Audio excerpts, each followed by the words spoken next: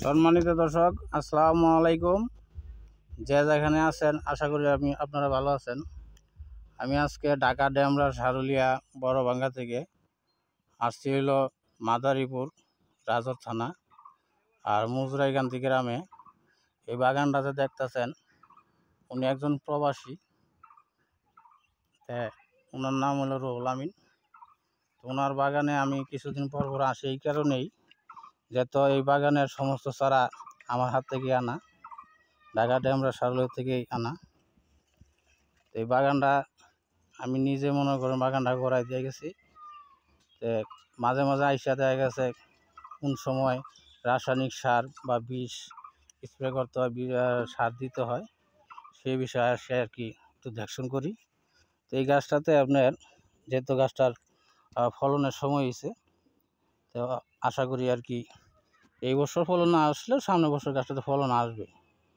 তো এই গাছটাতে আপনি কতটুকু রাসায়নিক সার কিংবা জৈব সার দিতে হয় সেই বিষয় আপনাদের কাছে ভিডিওটা দেওয়া।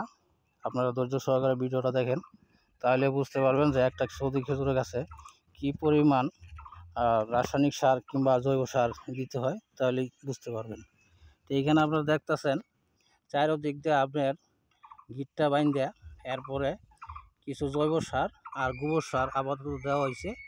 এরপরে এরকম একটা গাছে আপনার ইউরিয়া সার 200 গ্রাম ইউরিয়া সার আপনার উপরে দেওয়া উচিত। তবে এখন বর্তমানে ইউরিয়া সার দিতে পারতেছে না, এই কারণে হাতে ইউরিয়া সার নাই, আর এখান থেকে বাজারটা অনেক দূরে। ইউরিয়া সার আনার পরে দেখা গেছে আচ্ছা যদি থাকে তাহলে আইনা দেন, আপাতত দিয়ে দিই। তো এইভাবেই সৌদি খেজুরের গাছে দেখা গেছে পরিচর্যা করতে হয়। তো এই গাছটা আপনার একটা দামি খেজুরের গাছ, এটা হলো মাগরুম খেজুরের গাছ।